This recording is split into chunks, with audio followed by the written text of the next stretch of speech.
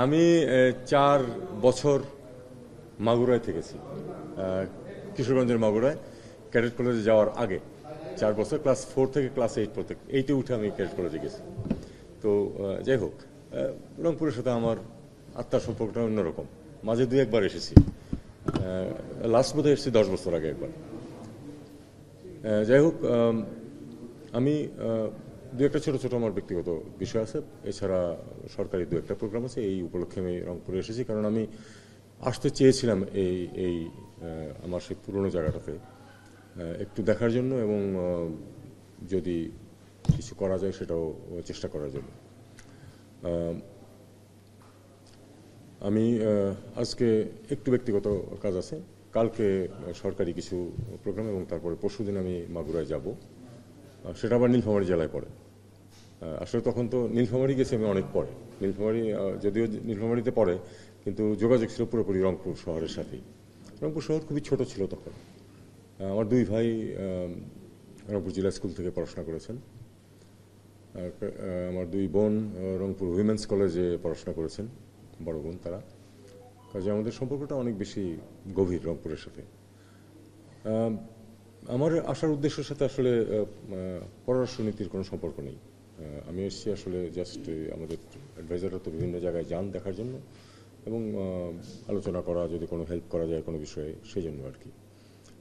তো আমরা চেষ্টা করছি কিন্তু যে উত্তরবঙ্গ, বিশেষ করে রংপুর, দিনাজপুর, রংপুর ডিভিশন যেটা, সে যেহেতু একটু পিছিয়ে আছে অনেক ক্ষেত্রেই, আমরা চেষ্টা করছি যে এটাকে একটু ঠিক করা যায় কিনা। সবারই, পুরা ক্যাবিনেটের এই অভিমত যে যতটুকু পারা যায় এখানে কিছু করা যায় যদি সম্ভব হয়। একটা গুরুত্বপূর্ণ জিনিস যেটা ঘটতে যাচ্ছে সেটা হলো যে চাইনিজ সহায়তায় 1000 বেডের একটা হসপিটাল হবে কিন্তু নীলফামারী জেলায়। এটা ঢাকায় করার অনেকের চেষ্টা ছিল, কিন্তু আমরা বলেছি যে না, ঢাকায় তো অনেক কিছুই আছে, উত্তরবঙ্গে অনেক কিছু নেই, বিশেষ করে রংপুর ডিভিশনে তো অনেক কিছুরই শর্টেজ আছে। তো এই জন্য হসপিটালটা ওখানে ইনশাল্লাহ হবে, এবং এই অঞ্চলের হসপিটালটা এমনভাবে প্ল্যান করা হচ্ছে যে শুধু যে ওই নীলফামারীর জন্য তা না, এই পুরো অঞ্চলের জন্য। এমনও চিন্তা করা হচ্ছে যে ক্ষেত্র বিশেষে হয়তো আশেপাশের দেশ থেকেও সেখান থেকে চিকিৎসার জন্য আসতে পারে, ভুটান থেকে ইত্যাদি, এমনকি ভারত থেকেও। ভারতের এই অঞ্চলে খুব ভালো ফ্যাসিলিটিস নেই।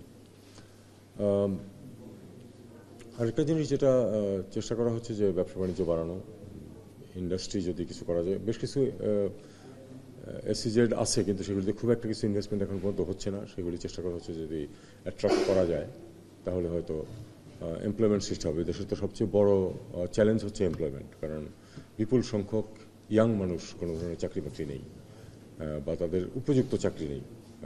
এইটা নিয়ে হলো সবচেয়ে বেশি চেষ্টা চলছে। দেখা যাক, আমাদের সময় খুবই সীমিত।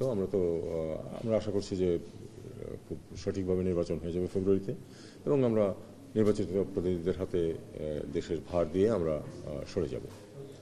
তো তবু এই সময়ের মধ্যে আমরা গত 1-1.5 বছর যাবত যেটা চেষ্টা করছি সেটা হলো যে একটা পথনির্দেশ তৈরি করা, যেটা সহায়তা করবে আমাদের পরে যারা আসবেন তাদেরকে। আমার মনে হয় সেই লক্ষ্যেই আমরা আগাচ্ছি সব দিক দিয়েই। কিছু রিফর্মও কিন্তু যে আমরা এরকম অনেকে আশা করছিলেন যে আমরা সব রিফর্ম করে দিয়ে যাব, সেটা আসলে সম্ভব না। রিফর্ম অনেক দীর্ঘ সময়ের প্রয়োজন হয়। আমরা শুরুটা করে দিয়ে যাব, বাকিটা যেটা জনগণের উপকারে আসবে, বা জনগণের ইচ্ছার প্রতিফলন ঘটাবে যেই পরিবর্তন, সেটা যারাই পরে ক্ষমতা আসবেন তারা সে থেকে সরে যাবেন না। এটা হলো আমাদের প্রত্যাশা আর কি। তো এটাই, আপনাদেরকে দেখে খুব ভালো লাগছে। আশা করি যে আমাদের এই অঞ্চল অনেক অনেক আরও এগিয়ে যাবে।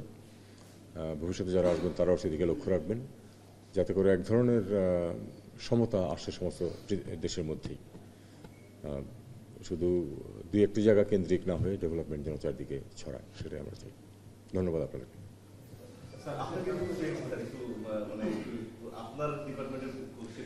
আসলে আমার ডিপার্টমেন্টের তেমন কিছু বলার নেই, তবু বলুন, একটা প্রশ্ন ঠিক আছে নেই। আমি দেশে আসার বিষয়ে সর্বশেষ আপডেটটা একটু জানতে চাই। যদিও তার বেগম খালেদা জিয়া আজকে লন্ডনের উদ্দেশ্যে হয়তো যাবেন, এরকমই আমরা দেখছি আর কি, ঢাকা থেকে খবর পাচ্ছি। আর এটার সাথে সম্পূর্ণ কোশ্চেন হচ্ছে যে ভারত তো শেখ হাসিনাকে ফেরত পাঠানোর ব্যাপারে ইতিবাচক কোনো সাড়া দেয়নি, তো এর পরবর্তী পদক্ষেপটা? ওকে, তারেক সাহেব কখন আসবেন এ সম্বন্ধে আমার কাছে কোনো তথ্য নেই। ওনার স্ত্রী সম্ভবত আসছেন বা পৌঁছে গেছেন হয়তো ইতিমধ্যে, আজকে সকালে পৌঁছার কথা ছিল। বেগম জিয়াকে আজকে নেওয়া হচ্ছে না, আমি যেটুকু ঢাকা থেকে আজকে সকালে জানলাম যে আজকে নেওয়া হচ্ছে না, একটু টেকনিক্যাল প্রবলেম দেখা যাচ্ছে ওই এয়ারক্রাফট নিয়ে। সেক্ষেত্রে হয়তো এক দিন দেরি হতে পারে। আপনারা জানতে পারবেন সেটা তো টিভিতে চলে আসবে, আপনারাও জানতে পারবেন। আর শেখ হাসিনার ব্যাপারে বিষয়টা হচ্ছে যে আমরা তো চেয়েছি যে তাকে ফেরত পাঠানো, যেহেতু উনি একজন কনভিক্টেড, যেহেতু সর্বোচ্চ বিচারিক সংস্থা তাকে একটি শাস্তি দিয়েছে। কিন্তু আমরা ইতিবাচক কোনো সাড়া এখন পর্যন্ত পাইনি। এটা নিয়ে আমার মনে হয় স্পেকুলেট না করাই ভালো। দেখা যাক কী হয়। আমরা তো চেয়েছি খুব, এ ধরনের ঘটনায় তো ঝট করে একদিনে 7 দিনে কোনো পরিবর্তন ঘটে না। আমরা অপেক্ষা করব, দেখি কি ভারতীয় কর্তৃপক্ষ থেকে কি পাওয়া যায় রিয়াকশন। একটা রিয়াকশন আমরা দেখেছি সেটা হলো যে তারা পরীক্ষা নিরীক্ষা করে দেখছে, এরকম একটা কথা আসছে আমাদের কাছে। দেখুক, তারা পরীক্ষা নিরীক্ষা করে দেখুক, এটাই। থ্যাংক ইউ, আপনারা ভালো থাকেন। জি বলেন। আরাকান আর্মি বাংলাদেশে নিয়ে যাচ্ছে, লাস্ট দুদিন আগে দুজনকে নিয়ে গেছে, এক সপ্তাহ আগে প্রায় 12 জনকে নিয়ে গেছে। এই নিয়ে স্থানীয়দের ভাষ্য অনুযায়ী এবং গণমাধ্যমের ভাষ্য অনুযায়ী আমরা প্রায় 184 জন জেলেকে আরাকান আর্মি নিয়ে যাওয়ার কথা শুনেছি। আরাকান আর্মি এই যে জেলেদেরকে ধরে নিয়ে যাচ্ছে, তারা অনেকে আসলে ফেরত আসছে না। এই নিয়ে আসলে সরকারের তাদের ফেরানোর জন্য পরিকল্পনা কিংবা আরাকান আর্মির সাথে তাদের আপনাদের কোনো দ্বিপাক্ষিক আরাকান আর্মির সাথে আমাদের দ্বিপাক্ষিক আলোচনা সম্ভব নয়, এই জন্য যে তারা একটা নন স্টেট অ্যাক্টর। আমরা স্টেট হিসাবে তাদের সাথে ওইভাবে দ্বিপাক্ষিক আলোচনা যেমন আমরা মিয়ানমারের কর্তৃপক্ষ বা থাইল্যান্ড বা ভারতের সাথে করতে পারি, সেটা তাদের সাথে করতে পারি না। তবে আমাদের স্বার্থ যেহেতু আছে, আমাদেরকে দেখতে হবে। এটাতে কিছু আপনাদেরকে বলি, সব কিছু তো আর প্রকাশ করা যায় না, কিন্তু এই ঘটনা যাতে কমে বা আদৌ না ঘটে সেজন্য কিছু পদক্ষেপ নেওয়া হচ্ছে। দেখা যাক কীভাবে কাজ করে। ধন্যবাদ।